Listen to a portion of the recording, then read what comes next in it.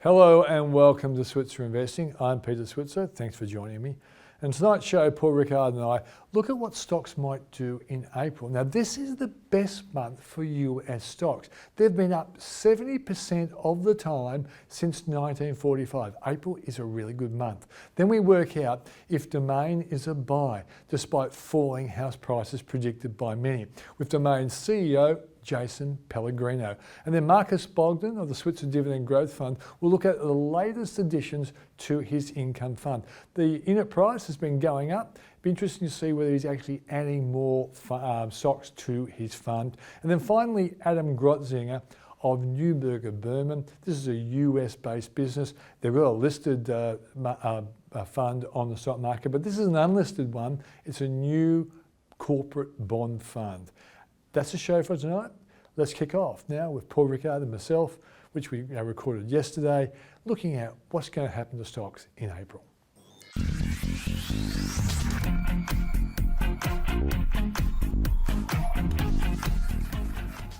And today we want to focus on what might go on for the stock market in April. Paul, let's kick off with March. Yeah, always good to look back first of all, Peter. It's actually showed the market's year-to-date is up 0.7%. That might surprise a lot of people despite the press, but add-in dividends are up 2.2% and the market put on almost 7% in March. So really a boom of a month. Compare that to the US, which is still struggling a bit, Peter. Although it's come back, it's still down 5% year-to-date. So the Australian market, due to the resources and banks, has clearly outperforming the US market. Okay, let's go and look at the sectors. Yeah, and that leads to the discussion around the 11 industry sectors and their various weightings. And what you can see from this chart is that the biggest sectors, that is the resources sector, which materials largely, which accounts for 25.7% of the S&P ASX 200, up 8.9% in March and up 15.4% year to date. That's commodities, Peter. The energy, we know that, no surprise there, up 28.6% to date. But also financials, and I guess that's partly a function of pretty good conditions in Australia, talk of higher interest rates, banks have had pretty good profits. The biggest sector's up 4.5%. The sectors that aren't doing as well, no surprise, but information technology. But also other high growth sectors like the healthcare sector, although up in March, still down 10.1% year to date. So historically, particularly healthcare has been a very good sector for the Australian stock market. And Paul, it's very interesting to see that if you add financials to materials, you're talking about nearly 54% of the market. Yeah, so they're the two. It's being led by the top companies, and so the top 20 is also very clearly outperforming the bottom part of the market. So this is the big companies, the big resource majors, the big banks, people like Macquarie. They're the reason why the market's done. It's a positive return this year, despite what a lot of the commentary might make it to be. Let's go and look at the challenges for April. Yeah, so let's start. Obviously, we've got Ukraine out there, and look, let's see how that plays out, Peter. Our hearts obviously think of the Ukrainians, but that's going to have a big impact on the market. And I guess if there are more peace talks, that's more positive for the equity markets, and conversely, if things go pear-shaped again. In the USA, look, clearly the spotlight's still on inflation, interest rates, increasing talk of an inverted yield curve. Is that really does it mean recession is around the corner? I think that this is a little academic, Peter, the discussion, but we're going to see a lot more of talk about inverted yield curve. And there's some kind of belief that the central bank over there is going to be ignoring the consequences of raising interest rates too quickly and causing a recession. I think they'll be more careful. Yeah, and one of the reasons it's inverting, Peter, of course, is the quicker this is in the market talk, the quicker the US Federal Reserve lists interest rates and the more aggressive they are, the more chances they have of fighting off inflation. That means ultimately lower inflation longer term, which is actually good for long-term bond yields. And that's one of the reasons why the curve is gone flat to arguably inverting. I think there's a lot of talk about this, Peter. We just won't dwell on that at the moment. Fed meets on May the 3rd to the 4th. That's just out of April, but the market is factoring a 0.5% increase in the Federal Reserve rate. So let's just see whether that happens.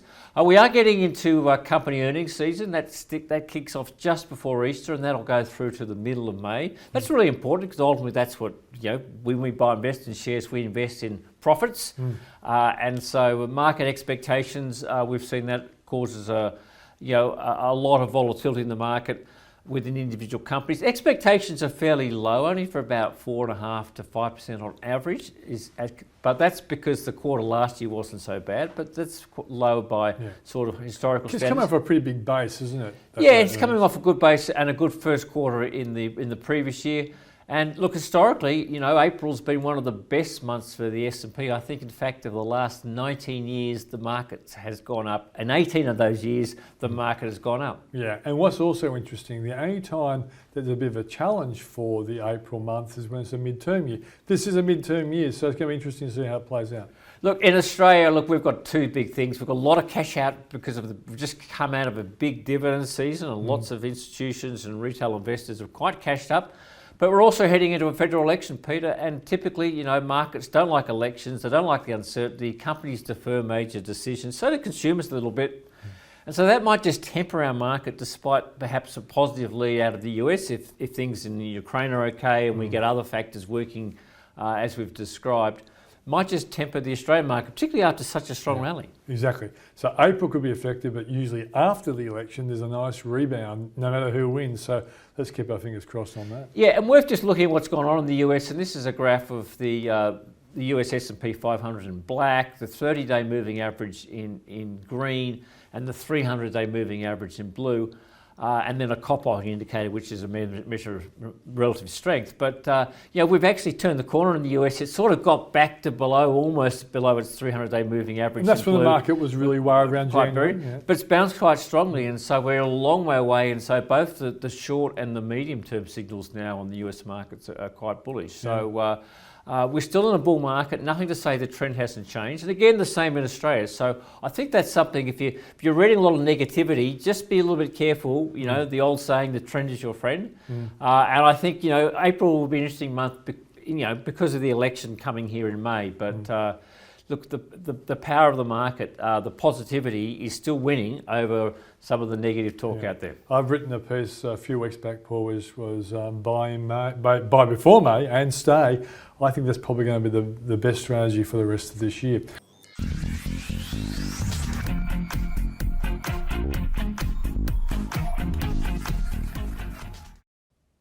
I'm joined now by the CEO of Domain, Jason Pellegrino. And it comes at a time when there's an acquisition on, and also at a time when analysts really do like the company. Let's just see if he can justify this liking of the company by analysts. Jason, great. Thanks for joining us. Thank you for having me. For those people who are up with this acquisition, tell us about it. Yeah, so for some time we've been on a journey of transitioning Domain from a traditional classifieds and online property listing site to a property marketplace. This acquisition is $180 million for a business called Realbase that is in the prop tech space. And what it does, Realbase has a series of products that help agents digitize their workflow, bring their properties to market faster, help vendors with that process, improve compliance and efficiency through what they do, and help them make more money. So it's a way of us providing a deeper level of service to the property ecosystem to help agents bring those properties to market faster and more efficiently. Okay. Now, so does it effectively improve the productivity of the agent and its service to the customer? Yeah, so a great example of this is when an agent is looking to list your property, they will provide you with a marketing schedule of all the sort of investments that they think you should make to sell your property and get the best price possible. Yeah. This technology allows that marketing schedule to essentially be automated. So rather than it requiring a series of emails or phone calls to get billboards put up, to photos and floor plans done, listings to be listed on all the portals, this piece of technology actually automates that and makes that very easy for the agents to manage and takes workload out of their hands. There's also a number of other tools that sit within the Realbase portfolio. One of them is a digital presentation. So when they're actually sitting in the living room talking to a vendor about the potential, rather than an old school sort of printout, it's sitting on an iPad, which means there's much more dynamic engagement and interaction with, for example, historical sales results. And so you can have an informed conversation with a potential vendor. It's what people are experiencing with the internet now and access to data.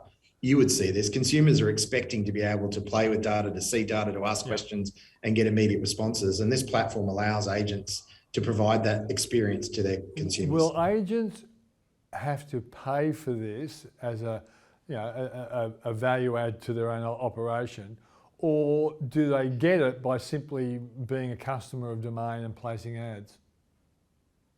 No, it is a paid service, but it's a paid service in return for really significant step-ups in efficiency. So the overall cost to the agent in terms of the time saved particularly is a positive ROI. So what we want is agents to be spending their time holding the hands of vendors and potential buyers through easily the most complex transaction that they're ever going to do in their life. Most Australians buying and selling an individual property will be the scariest thing they ever do. And so we want agents to be helping with the emotions, the expertise around that process, and not stuck doing paperwork. And so it is a paid for service, but it's a paid for service that delivers a really strong ROI, allowing agents to focus on what they do best. Is there a rival business out there that does similar things, or this is quite a unique business? So Realbase has established a strong position, but there are over 350 PropTech providers that are actually providing services to agents across the country. What Domain is trying to do is rather than try to actually replicate all of those 350, we think we're in a position to provide what we call an open source platform. It's a platform that allows agents to make a choice of the technology that they want to use and allow those, whatever choice they make out of those 350 different options, allow them to talk to each other. That's the one thing that is really, really complex, is you can pick point solutions that help you through parts of the transaction, but making those individual solutions talk to each other, allow the data to transfer, allow the experience to be seamless for vendors and buyers, as well as the agents and back offices, is what Domain is really focused on providing. And Realbase provides us with an end-to-end platform, from right at the beginning of identifying potential properties that will come to sale, through to sort of pitching in the living room, through to managing open home inspections and digitally signing the contract at the end of that process. It is now an end-to-end platform when you bring together Domain's assets and Realbase's assets that allows the agents to actually digitize every step of that journey and allows them to pick and choose from the solutions they want to insert into that journey based upon the specific PropTech providers they want to provide. So the only other thing I would say is the biggest competitor out there, frankly, is paper and pen. It is still only less than 50% of total property transactions in the country are being supported by these digital transaction flows, and 50% are still using old school paper and pen and emails and phone calls. How easy is it going to be for you to market this to the band of real estate agents right around the country? Look, Realbase and Domain already has a fairly significant presence. So between Domain currently supports every listing transaction in the country that matters through our marketing product and our listings portal, and that's fine. But if you look at the workflow of agents, one of our products touches about 35% of every listing transaction in the country. When we bring together Realbase and Domain, that 35% steps up pretty significantly to 50%. So we're already sort of supporting half of every listing that actually comes across in Australia every year. And so if you look at Domain, you made the point that you didn't want this to be simply a business that accumulates income from listings. What are the various profit centers? So you got the main business, you got this now. What else have you got?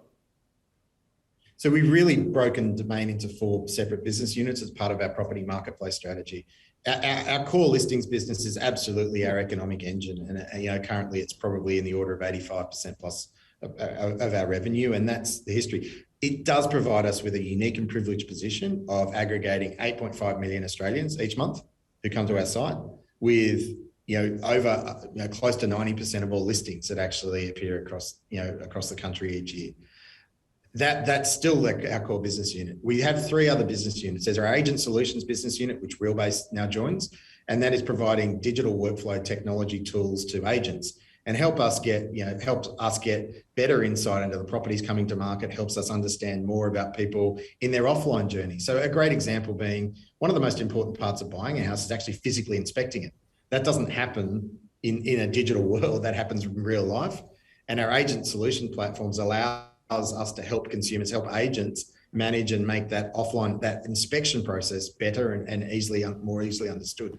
The other two business units, we've got a consumer solutions business unit. So that's about helping consumers with what they need to actually go through a property purchase. And that's fundamentally about mortgages. So we have a joint venture with Lendy. Lendy's recently merged with Aussie. So they are a significant player in the digital and digital assisted mortgage market. And our joint venture there, which is Domain Home Loans, is about helping Australian consumers not only find properties, but actually understand what they can afford and how they'd finance that property.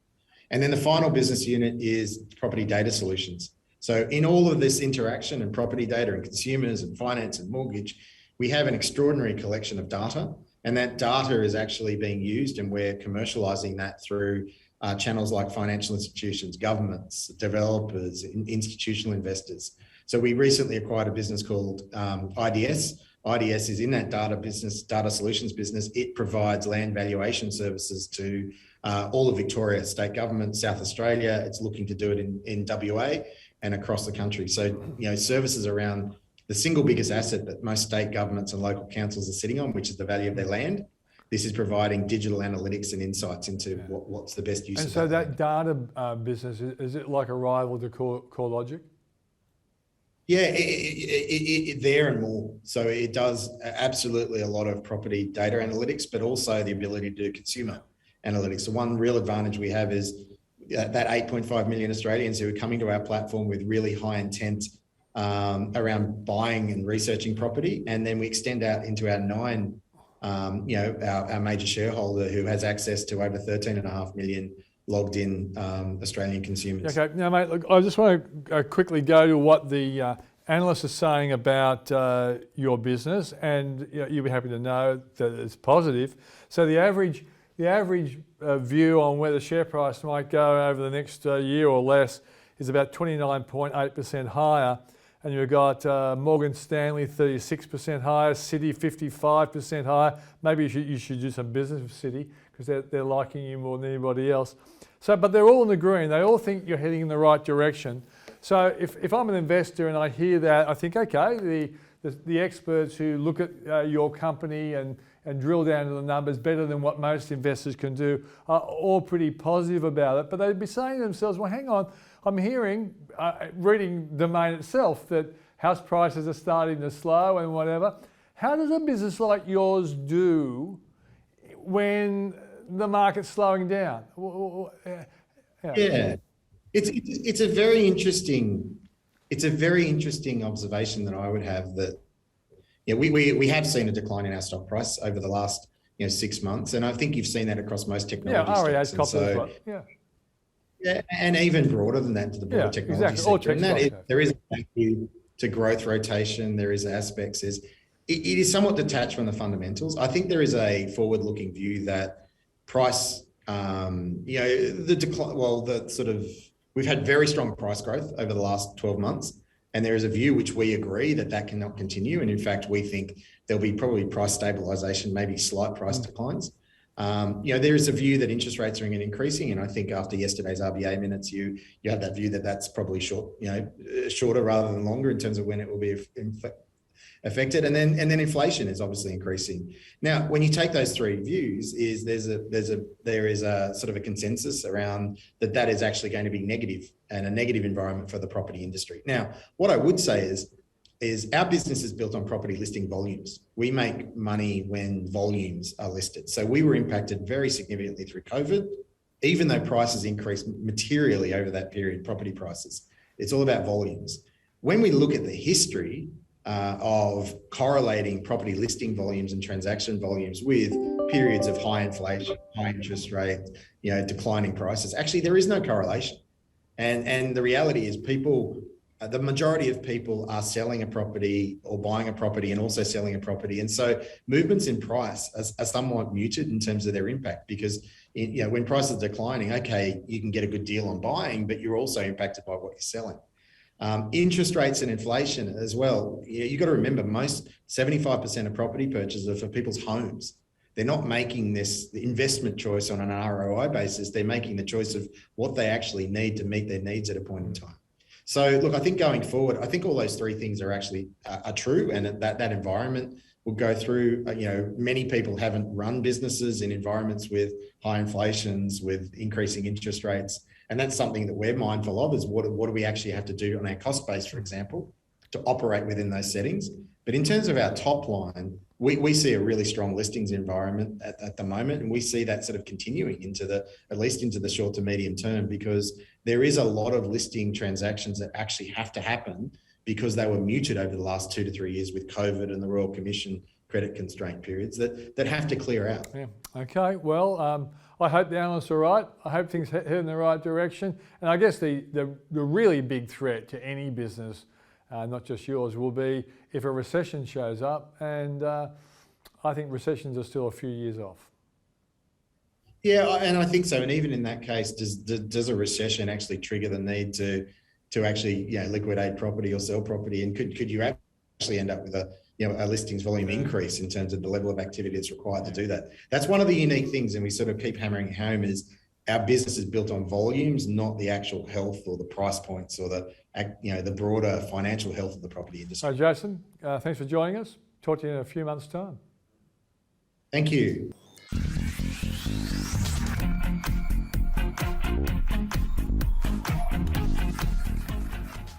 Well, my next guest is Marcus Bogdan of the Switzer Dividend Growth Fund and of Blackmore Capital. Marcus, good to see you. Good to see you, Peter. Cheers. So I'm interested in what companies you've added to the fund in recent times.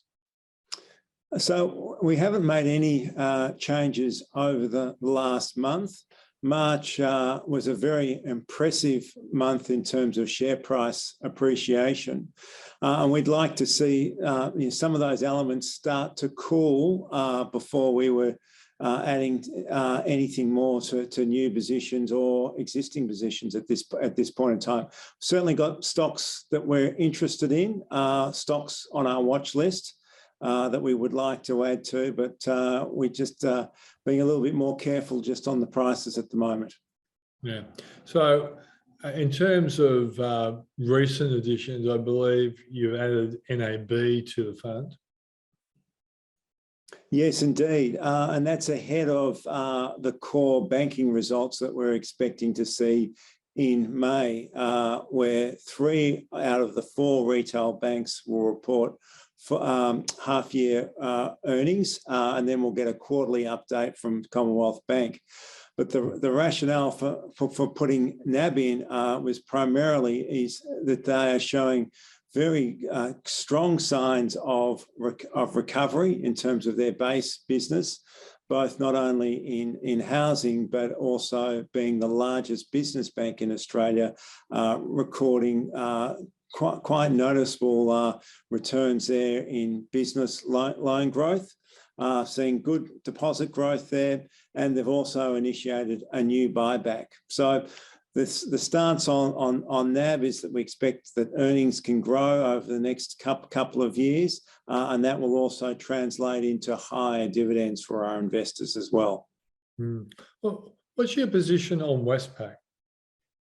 Westpac we hold in the portfolio. We would say that would be the lowest quality of the banks that we hold. So Commonwealth Bank being the clear market leader, and that's absolutely evident. And looking at all the metrics that they've seen in terms of the market share that they're taking, and so Westpac is probably the lowest quality, but offers the cheapest valuation and the highest dividend yield. So there's a bit of a trade-off there, but our preference in the banking sector would be CBA, NAB, and then Westpac, and then on the more diversified industrials, we've got Macquarie Group, which we are quite excited about in terms of their medium-term growth aspects, and also Suncorp, which provide a very attractive dividend yield for our investors.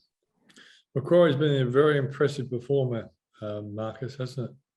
It has. It's over $200 a share now. That is a stock that we would consider adding to on any meaningful pullbacks, because we do see that the underlying business is going along very, very well. And importantly, Macquarie have been very good at positioning themselves into the new economy, and particularly as a global leader in green infrastructure. You know, a long time ago, an income fund like yours wouldn't have had a significant holding of miners, but the dividends that the likes of BHP and Rio have been paying must make it very hard for an income fund manager like you to ignore. Do you hold both? And secondly, how long do you think you can confidently hold the miners on the basis that the dividend is looking secure for possibly 1 or even 2 years or even longer? Well, the big miners, particularly companies like BHP and Rio, have really changed very much in terms of their discipline on capital since the last commodity boom, which we saw in the earlier part of this century. They got caught out at that point in time where they were sort of over invested at the wrong point of the cycle. And then since that point of time, they've been incredibly disciplined of reducing debt, being far more focused on the returns that they get on in investments at a time when commodity prices have been strong. And so it's been a double fillip for the big miners. One is that they've enjoyed the benefits of higher commodity prices. They're spending less cash in the business. And so that is being translated into much higher capital returns and dividends for investors. And to epitomise what has actually happened there, in the last half, BHP's dividend in terms of dollar terms was higher than the combined dividends of all of the 4 banks. So the dividends that BHP are generating at the moment are absolutely significant. And as commodity prices continue to remain high, the expectation that BHP is still well placed to pay very attractive dividends over the foreseeable future are still in place. So to answer my question then, will you be holding BHP and Rio for at least another year? So we only hold BHP and the fundamentals of BHP in terms of their portfolio. We're very happy to hold BHP for the foreseeable future. Great stuff. One last question before you go. And I may well have asked you this before, but you know, a lot of people are interested in the future of tech companies, and when the market gets excited, they buy them again. When the market gets negative, they dump them. Do you have a tech stock or two in the fund? And if so, what funds, what companies do you own? Currently, we have no tech exposure, direct tech exposure in the portfolio, and that's principally driven by we believe the excessive valuations in a lot of that sector, particularly in the unprofitable space. Notwithstanding that, there has been a significant pullback in some of those prices. But we do think that those valuations will be challenged for the foreseeable future, primarily because we expect that interest rates, particularly in the US, are going to be moving up quite aggressively, and that always puts pressure on those valuations. So yes, it's on a watching brief, but we believe it's too early. Okay, and one last question related to that is, if you had to rank a tech company that you'd be interested in, which one would top the rankings? Well, we do. I mean, we do like things like digital real estate. So, companies like REA or Domain. And then in the unprofitable space, we would be looking at companies like Xero. Yeah. Well, you should have a look at my interview with Jason Pellegrino from Domain tonight, Marcus. You might be interested in that. Okay, terrific. Good Okay, timing. Marcus. Thanks for joining us, mate. Pleasure. Cheers.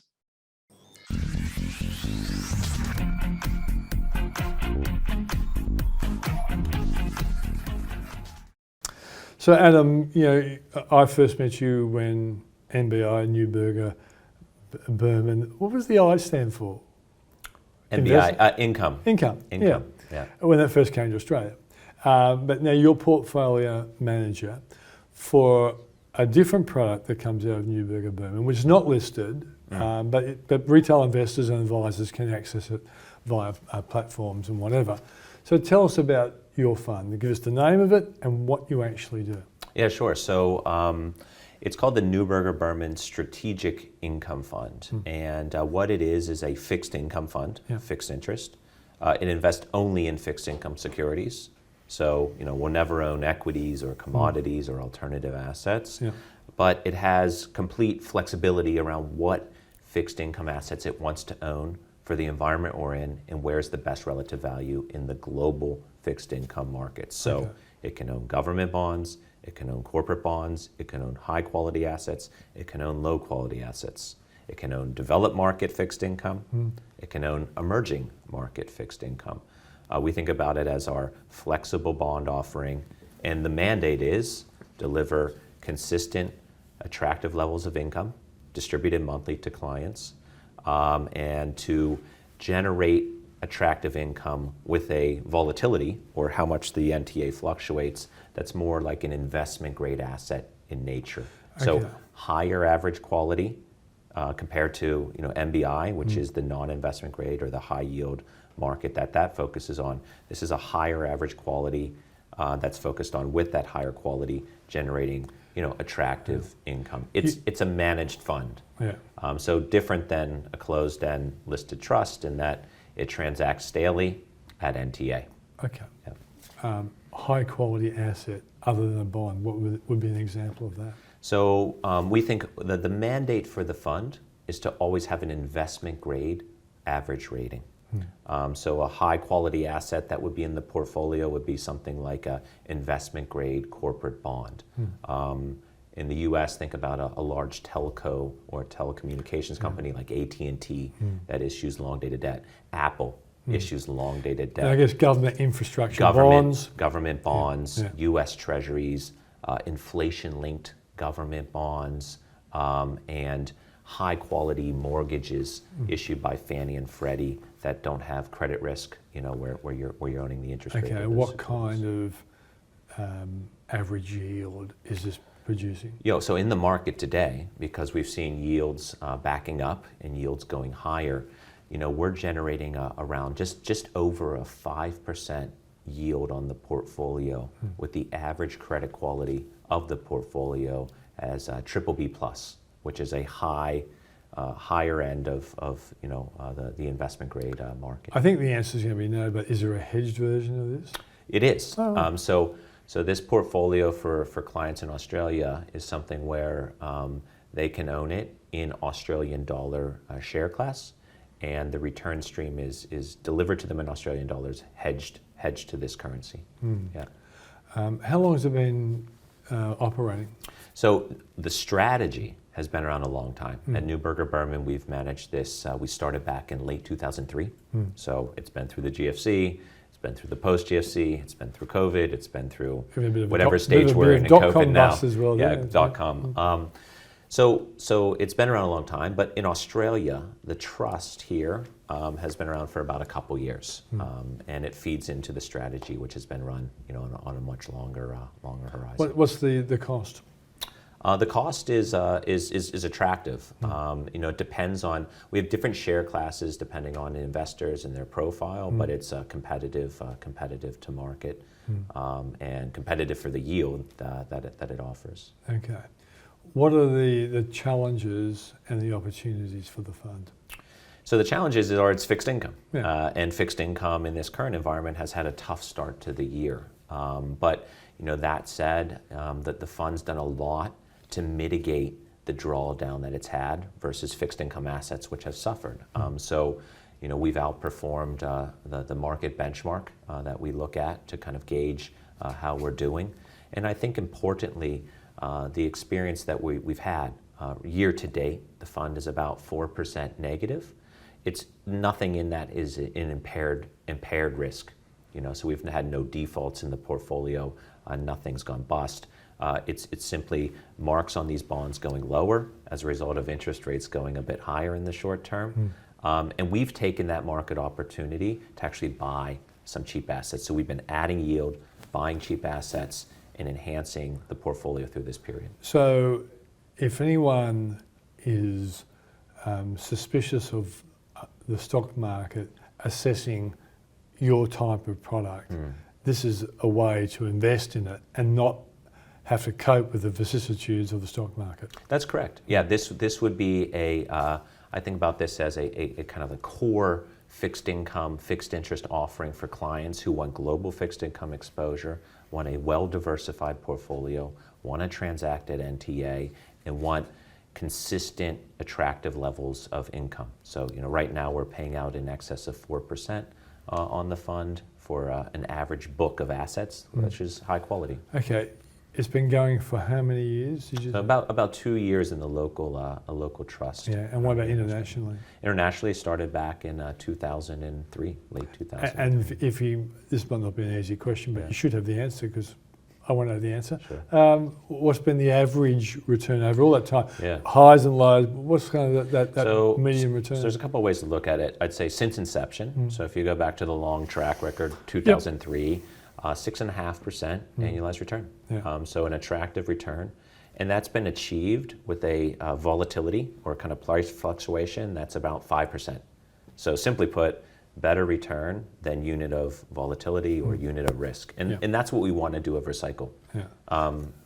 We call it a Sharpe ratio. It's technical, but it basically better return than unit of risk. Yeah. And risk being, we think over time, average few years annualized, 3 to 5% type of volatility for this type of fund. One of your biggest problems, Adam, is you're far too young compared to me anyway. And that 6.5 would have had the period where interest rates were really high. So that's correct. What about since the GFC? Because we know interest rates have been remarkably low since then. What kind of return since GFC? It's also been good. It's been around 6% since GFC. I don't have the exact number, but it's been around 6%. What we've designed this strategy to do is not be managed to a market benchmark. What do I mean by that? A lot of these market benchmarks have a lot of duration, very long bonds, have bonds with lower yields or lower margin spreads. So we give ourselves more flexibility to preserve capital and deliver income. In environments where interest rates are going up, like this year, how do we mitigate the downside impact to a bond portfolio of interest rates going up? We have less duration in the portfolio. We own shorter dated bonds, we own some short dated fixed rate bonds, some floating rate bonds, and we have less duration risk. That's the way to kind of mitigate downside to capital in the short term and still be nimble enough to buy cheap opportunities and generate that kind of respectable mid-single digit type of return is, I'd say, our objective over a cycle. Okay, interesting variation. Thanks for joining us. Yeah, thank you. That's the show for this week. Thanks for joining us. Make sure you join us on Monday. And if you want more analysis, deeper analysis on stocks that you might be interested in, have a look at the Switzer report. Just go to switzerreport.com.au. Thanks for joining us. See you on Monday.